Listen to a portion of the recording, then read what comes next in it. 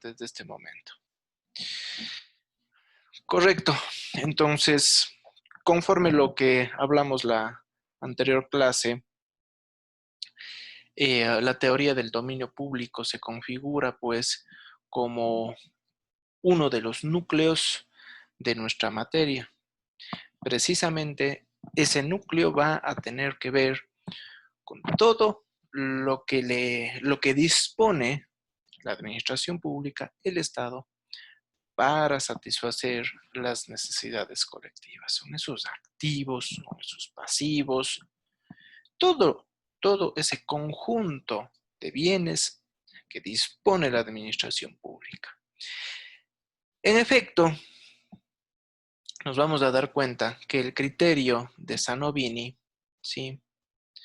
Les voy a poner con otro color. En efecto, el criterio de Sanovini va a ser bastante interesante, ¿no? Porque a partir del mismo nosotros vamos a encontrar una serie de semejanzas y sobre todo una serie de similitudes con esta noción. Porque para Sanovini, esto de los bienes públicos le va a servir al Estado. Con ellos cuenta el Estado para el desarrollo de sus finalidades.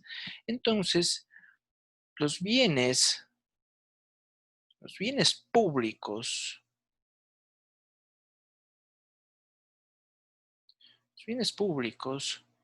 son elementos fundamentales, son elementos para que el Estado cumpla sus fines.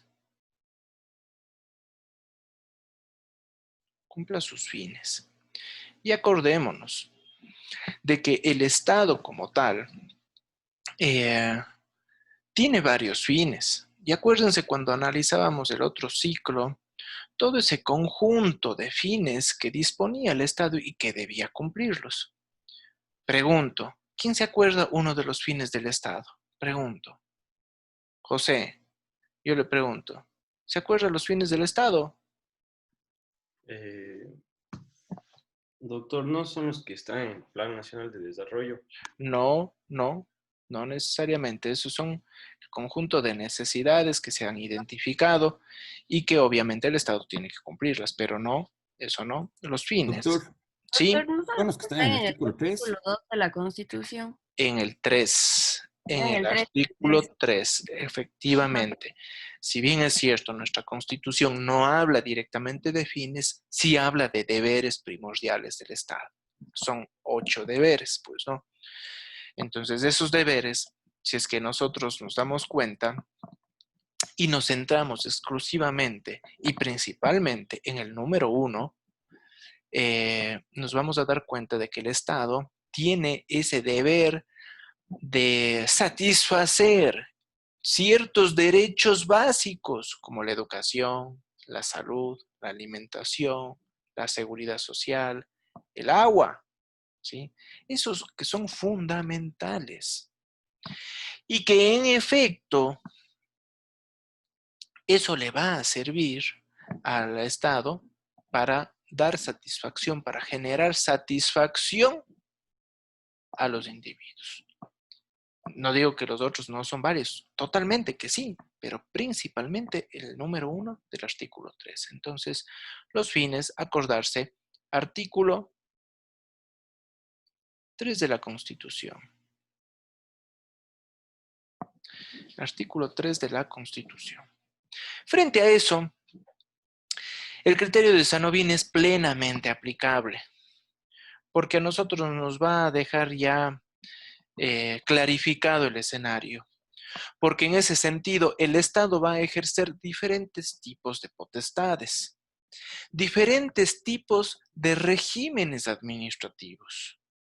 Porque en este sentido, si bien es cierto la potestad pública que dispone el Estado sobre los bienes públicos es amplia, es general, no es igual para todos. ¿Por qué? Porque el Estado va a tener un especial vínculo con el patrimonio cultural, con el patrimonio de las áreas protegidas, con los bosques, con la vegetación, con el agua, con los sectores estratégicos. Entonces, pongamos, el Estado ejerce diversas potestades. O sea, todas son potestades públicas, obviamente. Diversas potestades. Esas potestades dependen del régimen jurídico aplicable. ¿Sí? Del régimen jurídico. Entonces, si bien es cierto, genéricamente es un régimen jurídico de derecho público, específicamente, vamos a encontrar regímenes especiales. Hay especiales. Hay especiales. Y esas especiales tienen leyes especiales. Entonces podemos aquí citar a los recursos públicos, al dinero público, a los fondos públicos, o sea, los recursos con los que disponen las administraciones públicas para cumplir sus fines. Tenemos ahí, por ejemplo, la ley de la Contraloría, ¿sí? Tenemos aquí la ley de agua. Pongo ley de agua porque el nombre es larguísimo, no es ley de recursos hídricos, usos y aprovechamientos del agua. Entonces, ley de agua, ¿sí? Tenemos aquí, ojo, el código, ¿sí? El código del ambiente, entre otros. Pues a partir del régimen jurídico, nosotros vamos a ver que se norman sectores estratégicos,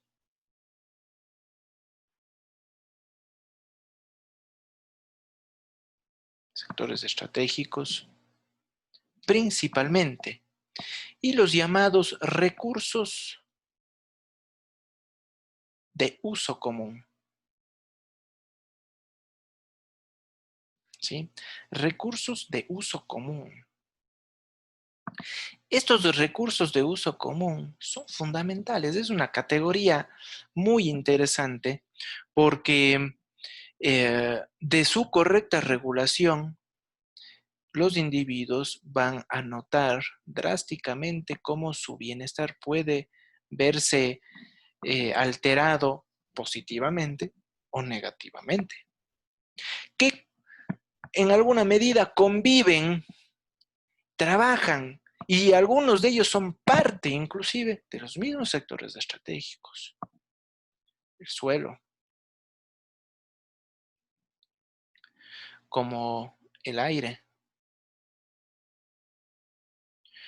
como el agua. Son recursos de uso común. Entonces, ¿cómo se puede administrar el suelo como tal? Y ahí hay esta ley de tierras. Entonces, esta ley de tierras es muy interesante, ¿no? Ley de tierras. Ley de tierras rurales. Porque notemos lo siguiente. Vean ustedes, y ya vamos a ver en su momento. El artículo 321 de la Constitución habla de la propiedad, pero esa propiedad tiene que cumplir su función social y ambiental. Obviamente, se garantiza la propiedad privada siempre y cuando se cumpla esa función. La gran pregunta era para los administrativistas, ¿y qué es función social y función ambiental? Pues eso está catalogado ya en la ley de tierras, de tal suerte que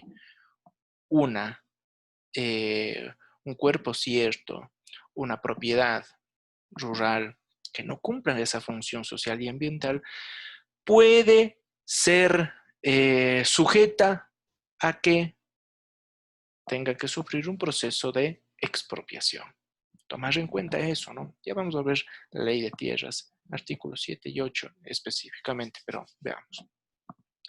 Entonces nos damos cuenta de que tenemos un régimen jurídico especial. Ese régimen jurídico especial a nosotros nos va a ayudar mucho porque es de derecho público, pero hay normas especiales. En la actualidad, el derecho administrativo, entonces, se inclina por estudiar los bienes del Estado de una manera amplia y general, dentro de los cuales se encuentra el dominio público del Estado, como el patrimonio cultural de la nación, aunque sea de propiedad de los particulares, ¿sí? Aunque sea de propiedad de los particulares, como por ejemplo las obras de arte, cierto tipo de obras de arte que a pesar que están en manos privadas, es y forma parte del patrimonio cultural de la nación, como por ejemplo esos Cristos de Caspicara, de Vélez y así. Aquellos que están catalogados, obviamente, como el patrimonio cultural de la nación y que en ese sentido tienen una especial protección, ¿sí? Una especial protección. El dinero está excluido, obviamente, está excluido. En ese sentido, entonces, acordarse, ¿no? Acordarse. El Estado, entonces, el Estado tiene una especial protección de los bienes del Estado. Bienes del Estado.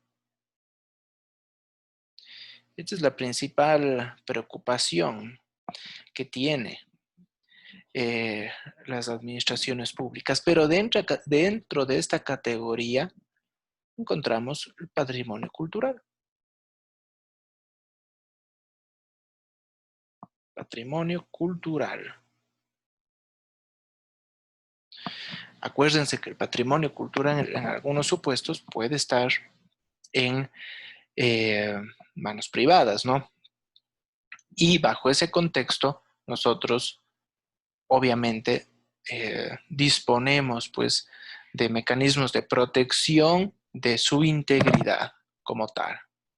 Voy a abrir otro archivo, ¿sí? Voy a guardar este y abro otro. Esperan un minuto.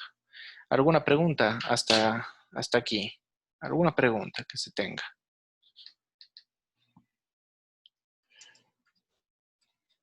¿Alguna pregunta? ¿Está claro? ¿Sí o no? Sí, doctor. Correcto. Sí, doctor. Sí, doctor. Perfecto. A ver, introducción. Ahí estamos. Perfecto. Si es que me dicen si es que estamos en página en blanco. Sí, doctor. Sí, doctor. Perfecto. Entonces, vamos a partir de la primera noción, ¿sí? Primera noción. Y esa primera noción parte del estudio del Código Civil.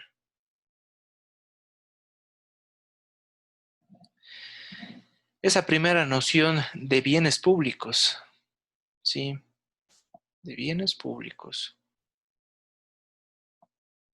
Pero que el Código Civil los denomina bienes nacionales.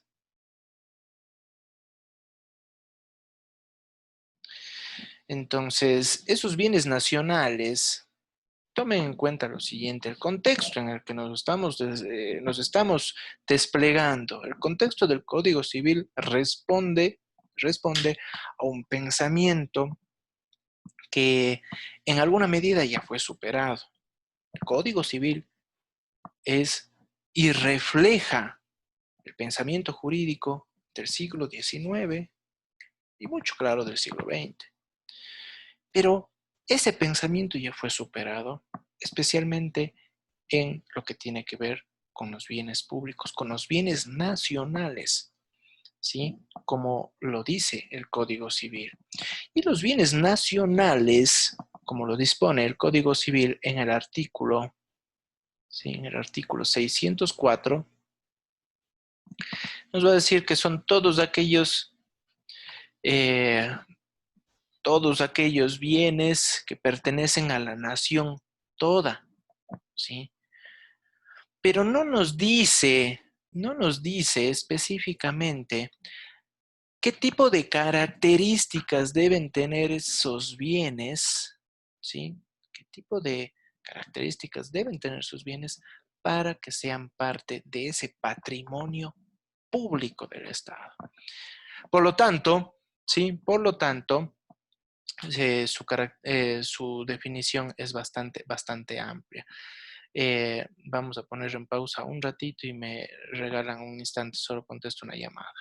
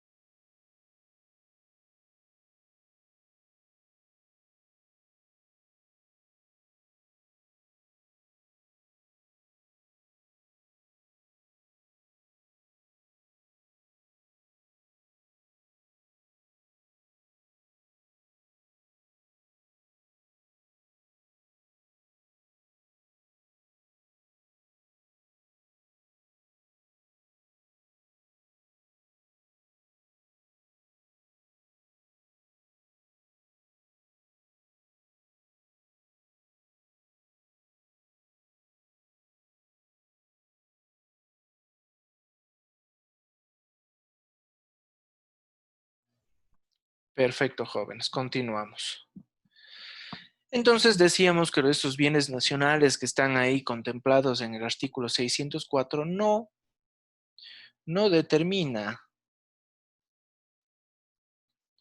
las características, ¿no? De los bienes de dominio público. De dominio público. Entonces, esas características obviamente no tenían por qué estar presentes en ese cuerpo normativo de aquel entonces. Tomen en cuenta lo siguiente y contextualicemos lo siguiente. El Código Civil era el principal cuerpo normativo, inclusive cuando teníamos vigente la Constitución de 1998. De ahí derivaba muchas cosas, gran parte de las regulaciones específicas, inclusive en materia de derecho público. Sin embargo, con la vigencia de la Constitución del 2008, ¿sí? Ese criterio va a cambiar. Y es precisamente de que nosotros tenemos que complementar la primera noción, la noción del Código Civil, con la noción de la Constitución. Frente a eso, entonces, frente a esto, debemos completar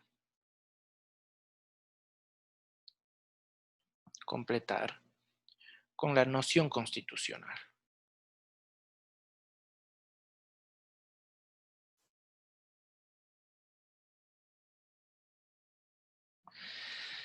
Entonces, esa noción constitucional a nosotros nos va a decir que no hay definición para los bienes nacionales ni los bienes de dominio público, porque caeríamos en la misma situación que cayó el artículo 604 del Código Civil. Caeríamos en lo mismo. Dar una definición, ojo, y yo siempre eso estoy recalcando, dar una definición para conceptos, para instituciones, para figuras del derecho administrativo y para las figuras del derecho público es muy difícil, porque están en constante evolución, sobre todo porque nuevas categorías de bienes se van presentando, y esas nuevas categorías de bienes que sí generan incidencia directa en la sociedad necesitan ser reconocidas como bienes de dominio público. Como por ejemplo, vean ustedes, el patrimonio genético. Patrimonio genético. ¿Cuándo el Código Civil hubiera pensado que el patrimonio genético es un bien nacional? Entonces, en esa medida, tomen en cuenta o el patrimonio cultural o el patrimonio natural de la biodiversidad. Pero específicamente, noten ustedes del patrimonio genético. Estamos aquí nosotros tomando en cuenta de que bancos de sangre, bancos de esperma, los bancos de óvulos, manejan material genético y ese material genético es un bien de dominio público. Por lo tanto, las personas que manipulan, que administran este tipo de bienes, tienen especiales regulaciones de derecho público. Bajo ese contexto, la noción civilista le quedó corta a este criterio, pues no. Es precisamente entonces de que nosotros vamos a ver que el criterio de Agustín Gordillo es muy interesante ahí al respecto, ¿no? El criterio de Agustín Gordillo es muy, muy interesante, ¿no? Porque bajo ese contexto, vamos a poner aquí Gordillo, nos va a decir que los bienes nacionales responden al ordenamiento jurídico y pertenecen a una entidad estatal. Y obviamente todos esos bienes están destinados al uso público directo o indirecto, como en el caso del material genético, pues, ¿no? Está puesto o destinado al uso público, pero de manera directa, tal vez no, de manera indirecta, sí, porque está manejado por centros de estos bancos, de estos materiales, centros privados muchas veces. Entonces tomen en cuenta, ojo, bienes que pertenecen al Estado, pero que dadas sus condiciones están destinados al uso, ¿sí? Al uso público, sea directo o indirecto.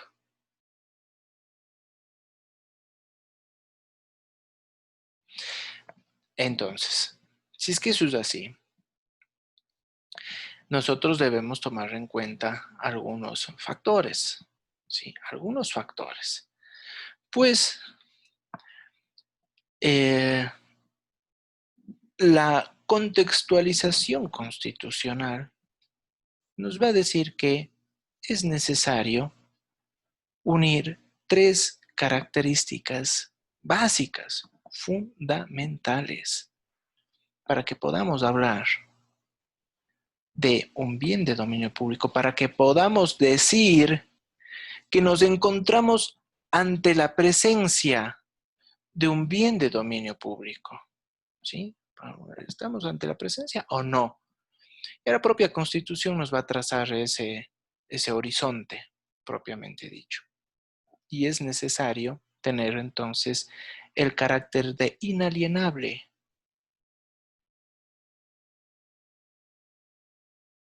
El carácter de inalienable. La inalienabilidad va a suponer la prohibición absoluta de enajenar ese tipo de bienes. Por ejemplo, la Constitución ya habla de la imposibilidad que existe este rato, ¿no? De privatizar los recursos hídricos. Precisamente porque el recurso hídrico, como tal, va a ser fundamental para desplegar y para desarrollar la vida. No podría estar administrado, obviamente, en manos privadas. Entonces, bajo ese contexto, son recursos intangibles y por lo tanto, son de carácter inalienable, pero también son imprescriptibles.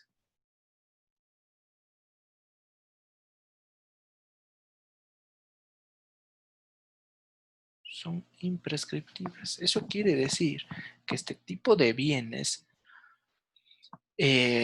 no se los adquiere, pues. Tomen en cuenta eso, ¿no? Este tipo de bienes no se adquieren por el paso del tiempo. Se protege el dominio contra toda forma de adquisición de derechos por el uso prolongado que hicieran los particulares. Eso quiere decir que en el evento, si es que ustedes ven, y acuérdense, esas casas que tienen, pues, esas casas pobres que están situadas en la orilla del río, en el margen de la Universidad de la SUAY, se han visto ustedes esas pequeñas cabañitas. Ellos están ahí por más de 30 años, pues. Y claro, su uso es pacífico. Ellos podrían demandar la prescripción adquisitiva de dominio y decir, ahora esta margen del río es mía porque yo he estado viviendo pacíficamente, ininterrumpidamente por más de 30 años. No pueden, no pueden. ¿Por qué? Porque el margen del río es un bien de dominio público.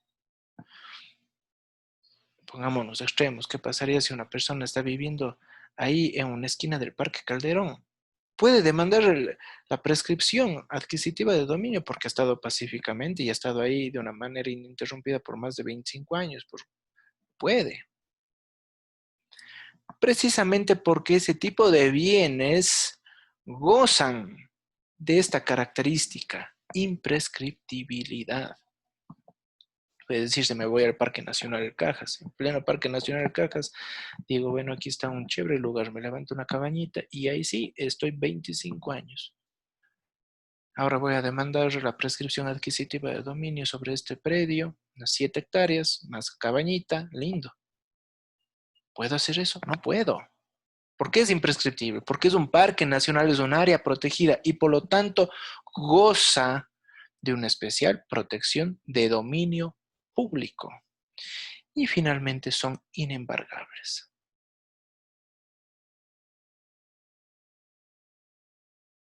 Son inembargables.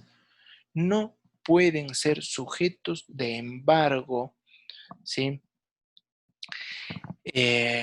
No es otra cosa que una aplicación de ese principio de separación de poderes y que se refiere específicamente en el sentido de que la exención de la administración pública frente a la acción de los tribunales de justicia. No puede.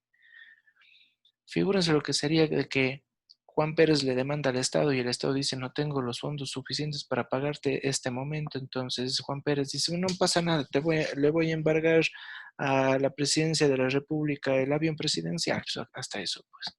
No puede. Es un bien de dominio público.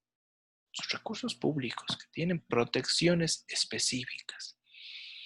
Frente a esto, tomen en cuenta que este tipo de bienes que nos habla la Constitución, como el agua, ¿sí? Como el patrimonio genético, que es fundamental, como la energía en todas sus formas, ¿sí? Como la energía en todas sus formas. Si bien es cierto, no pueden ser vendidos, sí pueden ser concesionados. Eso es otra cosa, o sea, administrados, como ustedes saben, por terceros, pues no. Recursos naturales no renovables, habla la Constitución, de que forman parte de ese patrimonio inalienable e imprescriptible del Estado. Y frente a eso, Estas condiciones que yo les estoy indicando van a reunir todos este tipo de recursos. Y si es que es así, y si es que encontramos de que un recurso tiene estas condiciones, estamos ante un bien de dominio público. Por lo tanto, estamos caracterizando. Ese bien va a servirle al Estado para el cumplimiento de sus fines. ¿Sí? Preguntas. ¿Alguna pregunta? Vamos a ver aquí. Correcto. Prendamos las cámaras. Perfecto. María Angélica, Dígame, doctor. tome nota de esta tareita entonces para la clase siguiente, por favor. ¿Sí? Ya. Quiero que entonces todos, la próxima clase, identifiquemos un bien de dominio público y que tenga base constitucional. Un bien de dominio público y que tenga base constitucional. ¿Sí? ¿Y por qué resulta pertinente la condición de bien de dominio público? ¿Por qué es importante darle esa condición? ¿Sí? Entonces esa reflexión la quiero de parte de ustedes. ¿Estamos? Doctor, ¿puedes repetir, por favor? Me dijo identificar un bien de dominio público. Un bien de dominio público que está en nuestra Constitución. ¿Por qué es importante? Porque es pertinente que ese bien que ustedes han identificado sea considerado como un bien de dominio público. Ahí viene ya su argumento, ¿no? El argumento de ustedes, del por qué es pertinente, por qué es importante. ¿Estamos?